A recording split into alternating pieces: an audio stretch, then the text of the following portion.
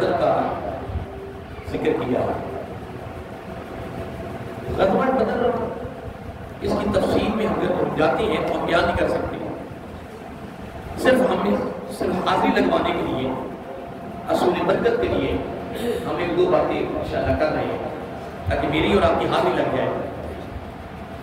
غزوہ بدر اسلام اور کفر کی پہلی جنگ تھی. کیا؟ اسلام اور کفر کی پہلی جنگ تھی.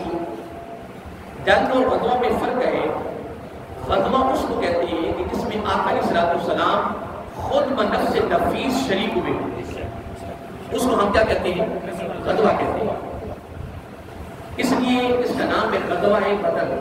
غزوہ اور تقریباً میرے ایک ناقص علم کے مطابق 70 کے قریب غزوات ایسے ہوئے ہیں کہ جس میں آقا علیہ السلام خود تشریف لے.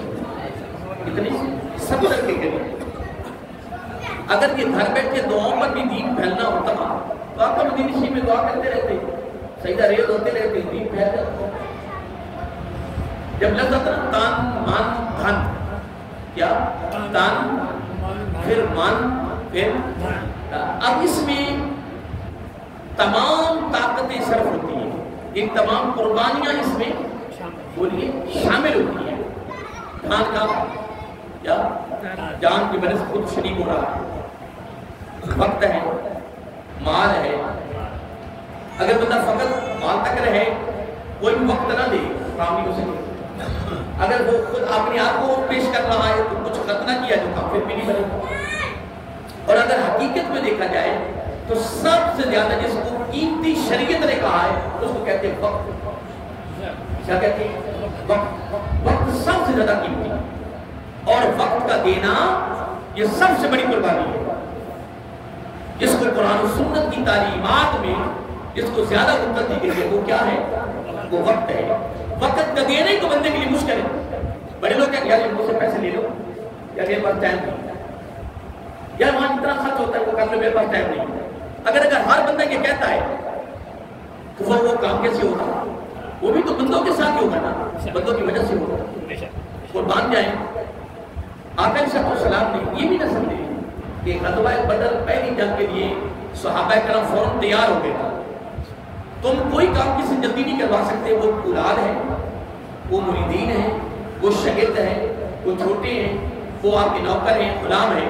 یاد رکھیے جب تک کسی کا ذہن نہیں بنایا جائے گا، ترغیب نہیں دی جائے گی، وہ تیار نہیں ہوگا، اس وقت تک کام نہیں ہو سکے اور وہ کام کرنے کے لیے تیار نہیں ہوگا.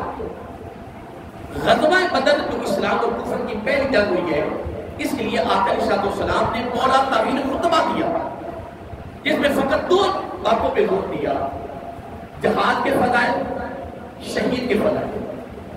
ان دونوں چیزوں پہ آقا علیہ السلام نے مکمل زور دیا کہ جہاد کرنے کے کیا فضائل ہیں، اس کی فضیلت کیا ہے، اس کا اجر کیا ہے، اس کا ثواب کیا ہے. دیکھیں لوگ کہتے ہیں فلاں علامہ صاحب نا وہ دیوبند میں ہیں، وہ حدیثوں میں ہیں، وہ اہل تشیع میں ہیں، اہل سنہ میں ہیں. یا فلاں علامہ صاحب جب تقریر کرتے ہیں نا روح کھڑے ہو جاتی ہے، آنکھوں میں آنسو آ جاتی ہے، کیفیت بدل جاتی ہے. یا اس کے مجمع میں نہ کوئی رہ جاتا باقی سارے تیار ہو جاتے ہیں. مجھے یہ بتاؤ تو یہ تو 14ویں صدی یا 15ویں صدی کے علامہ صاحب کی کیفیت ہے، تو میرا آقا کی زبان کی تصدیق تھی.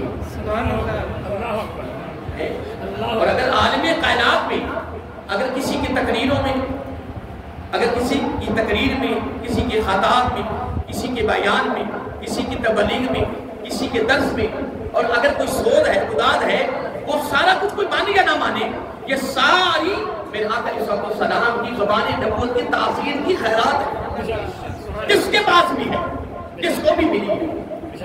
آپ میں یہ جملہ بولا ہے کہ آقا علیہ السلام نے بس اشارے کیے ہیں، کیا صرف اشارے کیے ہیں، اور ان اشاروں کی آج تک تشریح ہو رہی ہے اور قیامت تک ہوتی رہے گی. وہ اشارہ تو ختم نہیں ہوگا.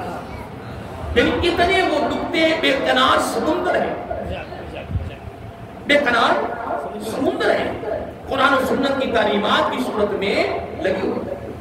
آقا علیہ السلام نے غزوہ بدر کے لیے باقاعدہ خطاب کیا، اور میں جو پڑھ رہا تھا اس بات میں کہ بڑی دیر تک خطاب کرتے رہے، کوئی صحابی ابھی تک کھڑا نہیں ہوا.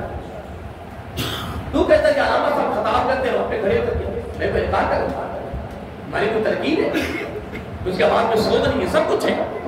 لیکن میں کہہ رہا ہوں آقا علیہ الصلوۃ والسلام بڑی دیر تک فضائل جہاد یا فضائل جہاد اور فضائل شہداء بیان کرتے رہے، بڑی دیر تک بیان کرتے رہے، اور وہ بھی زبان نبوت اور زبان رحمت سے الفاظ نکلے. اور کافی دیر کے بعد پھر حضرت ابو بکر صدیق رضی اللہ تعالیٰ کھڑے ہوئے، صرف اکیلے تنہا کھڑے ہوئے کہ میں قربانی نکلی تھی، میرا کر بٹھا دیا، میرا کر بٹھا دیا. فرمایا آپ تو پہلے ہی مکہ تو مکرمہ سے ہجرت کر کے آ بیٹھے ہو، آپ تو پہلے قربانی دے چکے ہو. بٹھا دیا. میں نے اس بات میں پڑھا ہے کہ پھر حضرت عمر فاروق وہ کھڑے ہوئے، ان کو بھی بٹھا دیا. اصل میں میرے آقا کی جو منشا تھی نا، جو تمنا تھی، پتہ وہ کیا تھا؟ وہ یہ تھی کہ جو انصار ہے نا، انصار جو مدینہ المنورہ کے رہنے والے باشندے ہیں، ان میں سے کوئی کھڑا ہو. کیونکہ جو مکہ المکرمہ سے ہجرت فرما کر آئے ہیں نا، وہ تو مہاجرین ہیں. ان کا تو مکہ المکرمہ سے ہجرت کر کے آنا اور ساری چیزوں کا قربانی دے دینا، یہی بہت بڑی قربانی. آپ کی منشا یہ تھی، کیا بولیے، آپ کی منشا یہ تھی کہ جو انصارین ہے نا، مدینے سے کے رہنے والے، ان میں سے کوئی کھڑا ہو. مہاجرین کی قربانی پہلے ہو چکی ہے. پھر قربان جائے حضرت ابو ہریرہ فرماتے کہ اللہ تعالیٰ پھر انصار کیا انصار گروہ کے جو نائب امیر تھے، جن کو آقا صلی اللہ علیہ وسلم کا نائب امیر یا نائب نگران بنایا تھا، سربراہ بنایا، وہ کھڑے ہو گئے. پھر انہوں نے آقا صلی اللہ علیہ وسلم کی بارگاہ میں کیا. پھر اس کے بعد جو نگران تھے، یعنی جو امیر تھے، وہ تو نائب امیر تھے نا، جب امیر کھڑے ہوئے پھر ان کے الفاظ بڑے لمبے ہیں، بڑی طویل گفتگو کی، لیکن ان کا آخری جملہ یہ تھا کہ یا رسول اللہ صلی اللہ علیہ وسلم، آپ نے ہمیں بڑا کچھ دے دیا، تو عید کی دولت دی ہے، ایک خدا با خدا شریک کا ہمیں بتایا ہے، دوزخ کے راستے چلا کر جنت، یہ ایک بڑی لمبی گفتگو کی. لیکن آخری جملہ ان کا بڑا پیارا ہے. امر کرتے یا رسول اللہ صلی اللہ علیہ وسلم، آقا ہمارے ماں باپ قربان، اب تو ہم آپ بولیے، اب ہم اتنے تیار ہو چکے ہیں کہ اگر سمندر میں چھلانگے لگانے کے لیے حکم کرو تو ہم چھلانگے لگانے کے لیے تیار ہیں. نعرہ تکبیر، نعرہ رسالت، نعرہ تحیید. یہ غزوہ بدر کی تیاری ہو رہی ہے.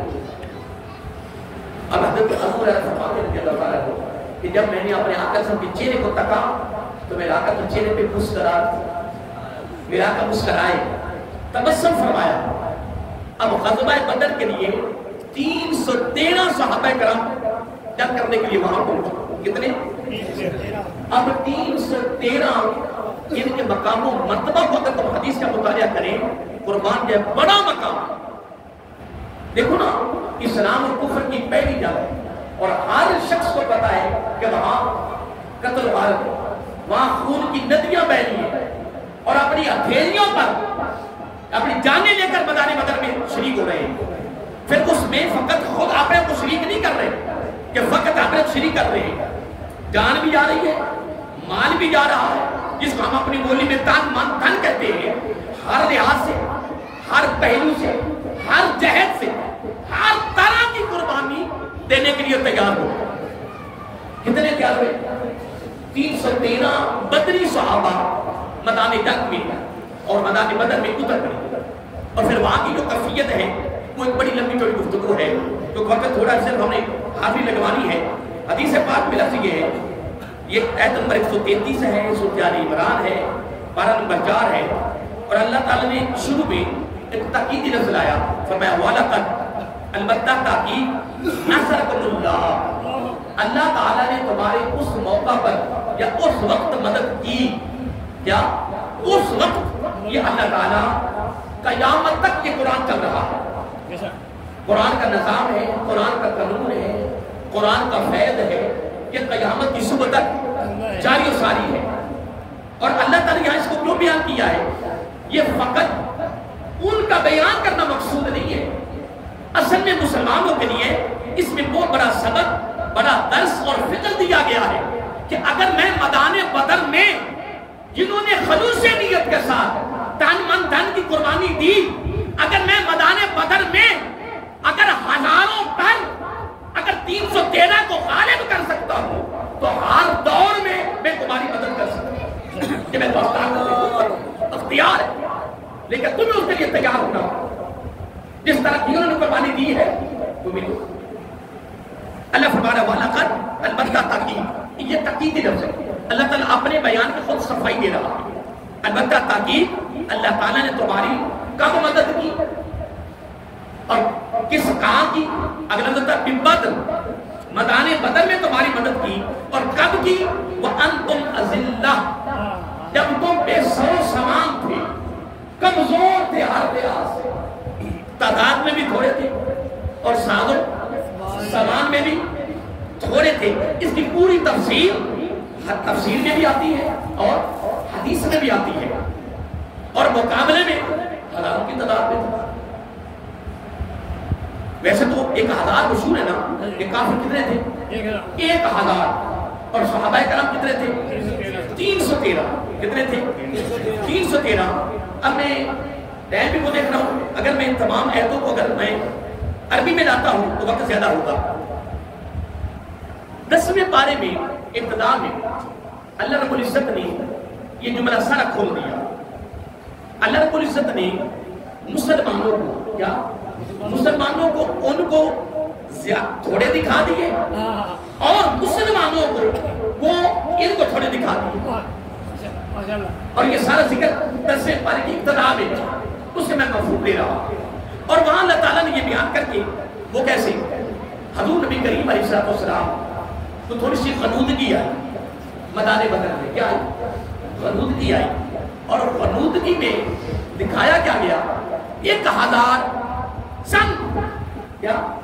چند افراد دکھائے گئے، 1000 کو قلیل دکھایا گیا۔ کیا دکھایا گیا؟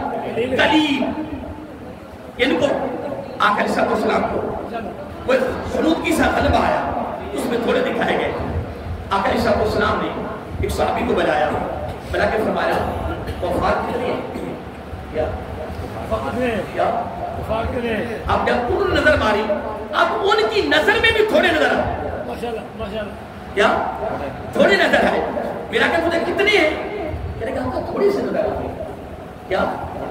اور زبان نبوت سے بھی نکلا، فرمایا اے میرے صحابہ، اے میرے غلاموں، کفار تھوڑے ہیں، کفار تھوڑے ہیں۔ اب زبان نبوت سے رب نے نکلوانا تھا، ادھر نکلتا گیا اور وہ تھوڑے ہو گئے، تھوڑے سے مراد نہیں، ان کی تعداد کم ہو گئی۔ زبانیں دیکھو، میں ایک واقعہ پڑھ رہا تھا، ایک ولی کامل سے تو ان کے کوئی قریب نہیں سے آ رہا، مطلب آپ پتہ کہ ولی کامل میں جمال بھی ہوتا ہے اور جلال بھی ہوتا ہے، دونوں صفتوں کا محاول ہوتا ہے۔ کوئی کام کروانا تھا تو کہنے کیسے کروائے؟ تو ایک ساتھی کیا کہتے ہیں قدر صاحب وہ فلاں کام ہو جائے، ہمیں وہاں ہو جائے۔ یہ کچھ ایک ترتیب تھی ادب کے لحاظ سے۔ جب 2-3 مرتبہ منہ سے نکلوایا تو وہ کون تھے؟ وہ ولی کامل تھے۔ تو صحیح بخاری شریف میں آتا ہے کہ جب بندہ عبادت و ریاضت کرتا کرتا جب ولایت عہدہ پڑ جاتا ہے، پھر اس کا بولنا ہی نہیں رہتا، اس کا بولنا خدا کا بولنا ہو جاتا ہے۔ جن اس کی زبان پہ رب بولتا ہے تو جب اس نے کہا ہاں ہو جائے، جب اس کے منہ سے نکلا ہو جائے تو کام ہو گیا، بولیے کام ہو گیا۔ اللہ تعالیٰ زبان رحمت سے یہ جملہ نکلوانا چاہتا تھا، تھوڑے دکھائے، کیا تھوڑے دکھا کر اپنے غلاموں سے خطاب کیا کیا؟ فرمایا صحابہ پریشان نہیں ہونا، وہ تو تھوڑے۔ تو جب منہ زبان نبوت سے نکلا تھوڑے، تو جو صحابی دیکھتا تھا نا، جو بھی صحابی دیکھتا وہ حرکت کرتا، یا رسول اللہ صلی اللہ علیہ وسلم 200-300 نظر آتے ہیں، کیا وہ تھے کتنے؟ 1000۔ ہر صحابی کہہ رہا ہے، ہر صحابی کہہ رہا ہے کہ 200-300 نظر آ رہے ہیں، زیادہ افراد نظر آ رہے ہیں۔ اللہ تعالیٰ نے 10ویں پارے میں پتہ کیا فرمایا؟ فرمایا ہاں اگر وہ اتنے ہی نظر آتے تو کیا پتا تمہارے پاؤں پھسل جاتے۔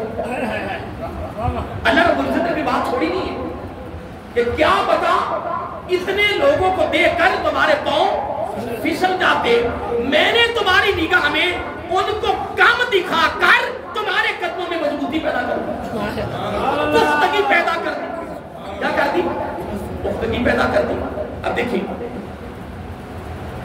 یہاں الفاظ ہیں سورۃ انفال کی، یہ آیت نمبر ہے 9، نامہ پارہ ہے، آیت نمبر بھی 9 ہے، اور سورۃ انفال ہے۔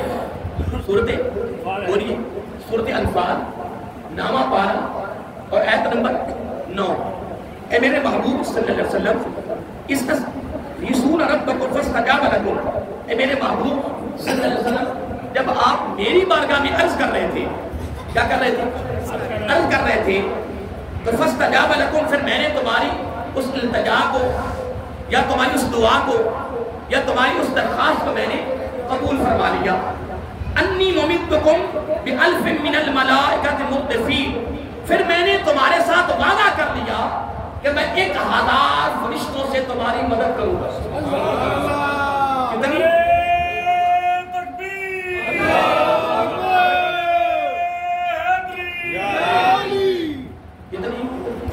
1000۔ انی ممدکم بألف من الملائکۃ مردفین، میں نے تمہارے ساتھ وعدہ کر لیا، کیونکہ حدیث بات میں آتا ہے، حضرت دوسری کہتے تھے اپنے کو خیمے کے پہرا دیتے تھے، کہتے کہ آپ خیمے میں گئے، بڑا طویل سجدہ کیا، بڑا، اور اس طویل سجدے میں مناجات کے الفاظ کیا تھے کہ اے باری تعالیٰ میری تھوڑی سی پونجی ہے، کیا میری تھوڑی سی پونجی ہے، اے باری تعالیٰ خصوصی مدد فرما، اور جہاں لاڈ ہوتا ہے، پیار ہوتا ہے، محبت ہوتی ہے، قربت ہوتی ہے نا، وہاں ہاتھ الفاظ ہی پیارے لگتے ہیں۔ یہاں تک میرا آقا علیہ السلام نے کیا کہ باری تعالیٰ اگر یہ ختم ہو گئے نا تو لا تعبد فی الارض، تیری زبے زمین پر کوئی عبادت کرنے والا نظر رب فرما سکتا تھا کہ اے میرے محبوب کیا فقط یہی عبادت کرنے والے، کیا انہی سے عبادت چلے گی؟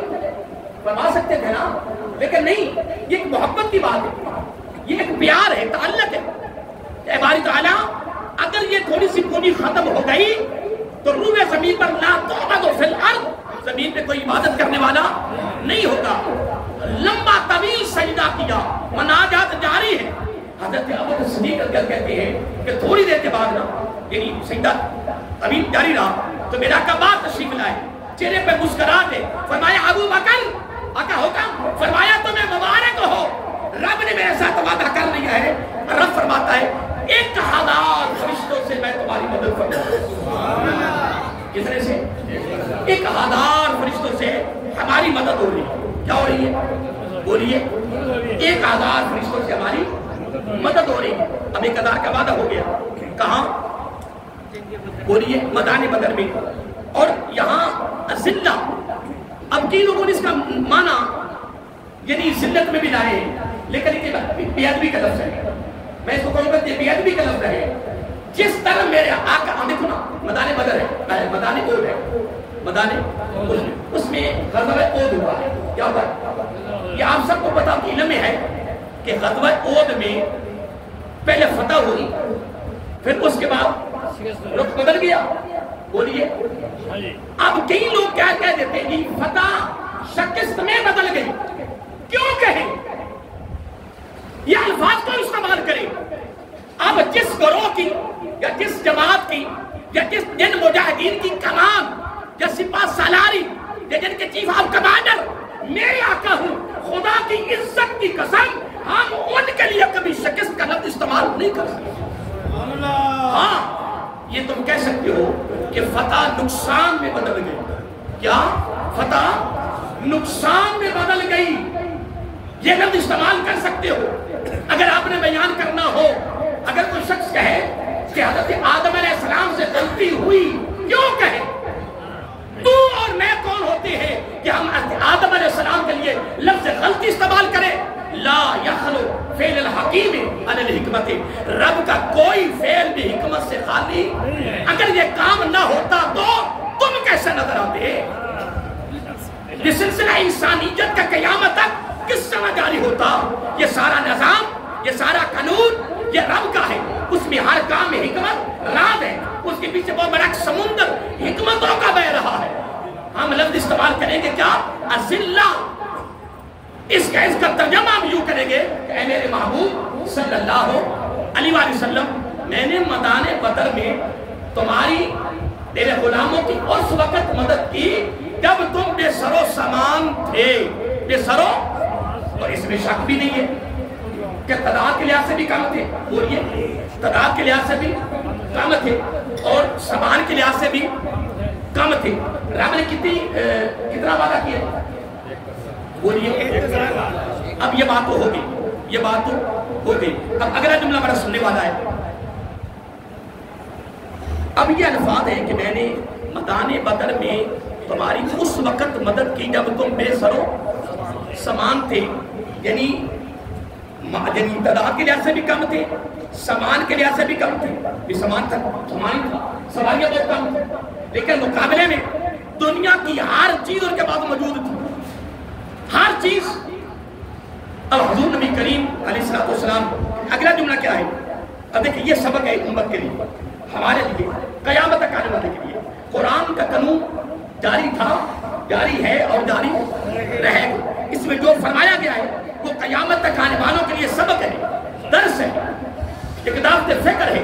رب فرما رہے میرے محبوب صلی اللہ علیہ وسلم، میں نے میدان بدر میں تمہاری اس وقت مدد کی جب تم بے سر و سامان تھے۔ اگلا لفظ کیا ہے؟ اس کو کہتے ہیں سبق اور درس۔ فاتقوا اللہ، اللہ سے ڈرو ہر معاملے میں، ہر معاملے میں۔ اب دیکھیں غزوہ حنین کے بارے میں آپ نے پڑھا ہوگا، آپ نے سنا ہوگا کہ غزوہ بدر میں تعداد تھوڑی تھی، تعداد تھوڑی تھی، خلوص یا خلوص اور ساری نظریں رب پر تھی، اور غزوہ حنین میں تعداد بہت زیادہ تھی۔ اور میں یہاں بھی جملہ استعمال کرتا ہوں کہ میں ڈرتا ہوں، میری اپنی طبیعت، میرا مزاج ہے کہ میں یہ جملہ کہتا ہوں کہ مجھے ڈر اور گرینا فکر پڑ جاتا ہے، لیکن سمجھانے کے لیے کہہ دیتا ہوں کہ وہاں صحابہ کرام کے دل میں بس تھوڑی سی خراش آ گئی۔ کیا آ گئی؟ کس چیز کی؟ کہ ہم تعداد میں زیادہ ہیں، آج ہم زیادہ ہیں، بس تھوڑی سی خراش آئی، اللہ معاف کرے، پھر وہاں کے جو حالات بدلے عجیب ہو گئے۔ پھر اللہ رب العزت نے فرما دیا کہ میدان بدر میں نظر میری طرف تھی، تو پھر میں نے کس لحاظ میں تمہاری مدد کی؟ 313 کے کس طرح غالب آئے، کس طرح فتح ہوئی، کس طرح پھر ان کو عروج بلندی عطا فرمائی، پھر کس طرح غلبہ آیا ان پر، اور ادھر تھوڑی سی خراش آئی۔ اس لیے سبق، درس اور فکر یہ ہے، تعلیم یہ ہے کہ ہر لحاظ سے، ہر پہلو سے، ہر جہت سے، ہر دور میں، ہر زمانے میں، ہر لمحہ، ہر گھڑی، ہر ساعت سبق کیا ہے؟ رب فرما رہا فاتقوا اللہ، تم نے رب سے ڈرنا ہے ہر معاملے میں، کہیں خراش نہ جائے تکبر کی، غرور کی، سوچنا بھی نہیں ہے، جب بھی بولنا کر کے سب کچھ رب کی طرف سے ہے، بس کس کی طرف سے ہے؟ اب آئیے محترم ایک محبت کا پہلو دینا چاہتا ہوں۔ رب نے کتنی مدد کا وعدہ کیا؟ 1000۔ یہ آپ نے سن لیا نا، یہ نامہ پارا ہے اور آیت نمبر 9 ہے۔ وعدہ کتنا کیا ہے؟ 1000 کا۔ آقا علیہ السلام کی بارگاہ میں صحابی آ گئے، کہنے کہ یا رسول اللہ صلی اللہ علیہ وسلم، اطلاع یہ ملی ہے کہ کافروں کی مدد کے لیے ایک بہت بڑا قافلہ آ رہا ہے۔ کیا؟ صحابہ نے کہا کہ یا رسول اللہ صلی اللہ علیہ وسلم، کافروں کی مدد کے لیے ایک بہت بڑا قافلہ آ رہا ہے۔ رب نے کتنا وعدہ کیا تھا؟ تو فرشتہ تو ایک ہی بڑا تھا۔ پہلے نبیوں کی امتوں کی تباہی و بربادی کے لیے کتنے فرشتے آتے تھے؟ ماشاء اللہ پہلے نہ بیٹھے، ایک کی جگہ جو میں نے پڑھا، ایک یا دو، جتنی بڑی بستی ہوتی پر مارتے اور الٹا کر رکھ دیتے۔ تو میدان بدر میں تو ایک فرشتے کافی تھا، بولیے وہاں بھی ایک فرشتہ کافی تھا، لیکن یہاں بھی ایک محبت کا پہلو ہے۔ اللہ تعالیٰ ایک فرشتہ بھیج کے سارا رزق بدل دیتا، اللہ تعالیٰ خود ہی سارا کچھ کر دیتا۔ ہمیں تو فقط حکم کرنا تھا، کون نہیں کہنا تھا نا، لیکن قربان جائیں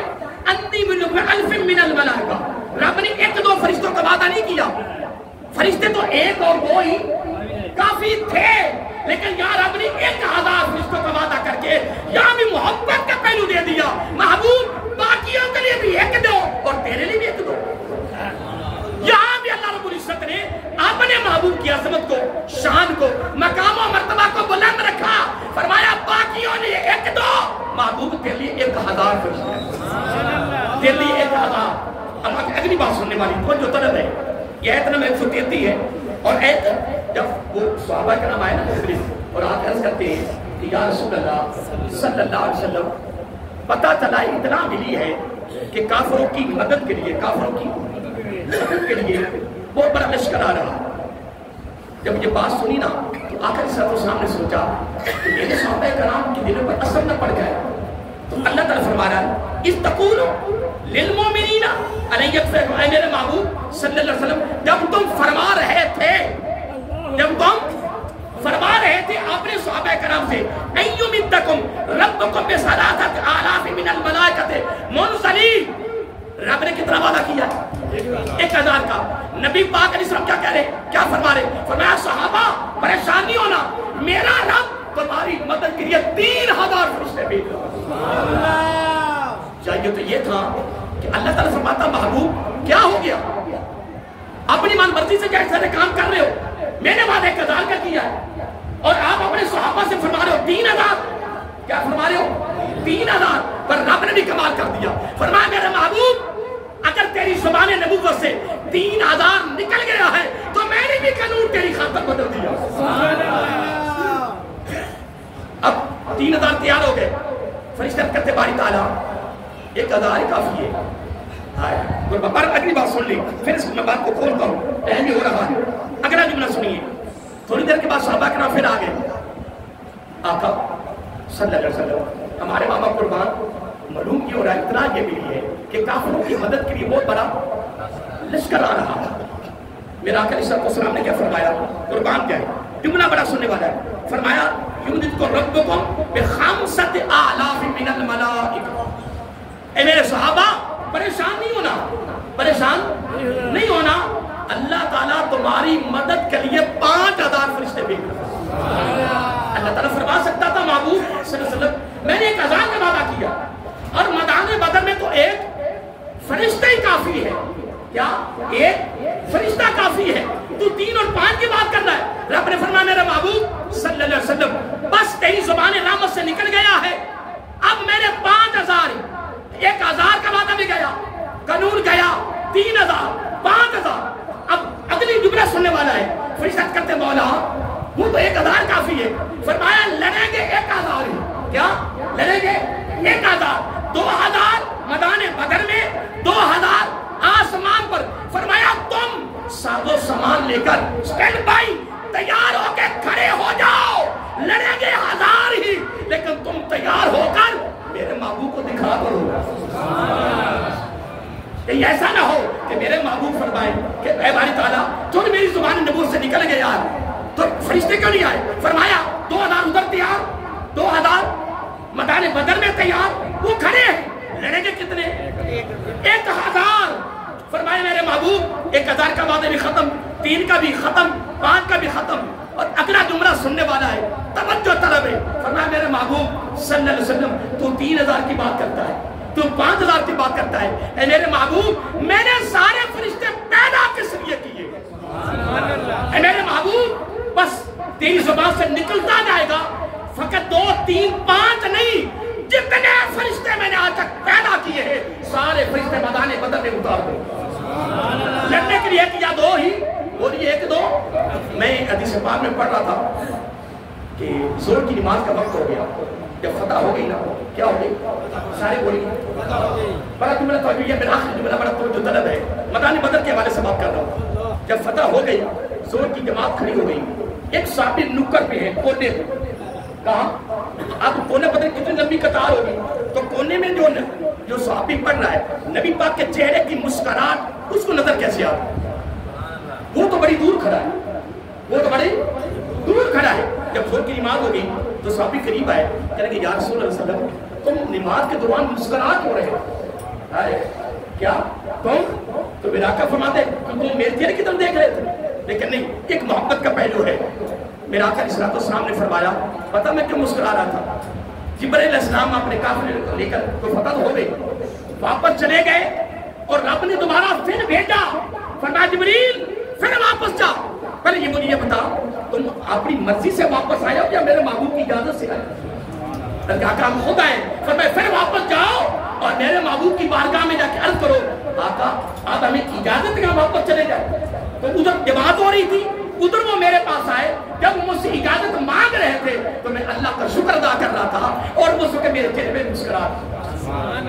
محترم میں کچھ کر نہیں سکا، صرف حاضری لگوانے کے لیے میدان بدر کی بات. اب اس کا تو رزلٹ اور نتیجہ جو اس کا رب لباب یہ ہے کہ الحمدللہ اگر آج خدا کی عزت کی قسم اگر امت مسلمہ اگر خود پلٹ کر اگر میرا آقا کی سنت کا دامن، قرآن سنت کا دامن پکڑتی ہے تو الحمدللہ وہی مدد، کیا وہی مدد جو میدان بدر میں اتری ہے وہ ہر زمانے میں، کیا ہر زمانے میں ہر پہلو سے اتر سکتی ہے، مل سکتی ہے پوری کائنات میں. لیکن اس میں اصل میں قصور ہمارا ہے، کمیاں ہماری ہیں کہ ہمارے ہاتھوں سے دامن قرآن بھی چھوٹا، ہمارے ہاتھوں سے دامن مصطفیٰ صلی اللہ علیہ وسلم بھی چھوٹا. خدا کی قسم جو اس کو پکڑتا ہے پھر وَاعْتَصِمْ بِحَبْلِ اللَّهِ، پھر اللہ تعالیٰ کا خاص فیصلہ ہے کہ جن کے ہاتھوں میں ان دونوں کے دامن آ جاتے ہیں الحمدللہ میرے دوستوں وہ دنیا میں بھی کامیاب ہے، وہ آخرت میں بھی کامیاب ہے.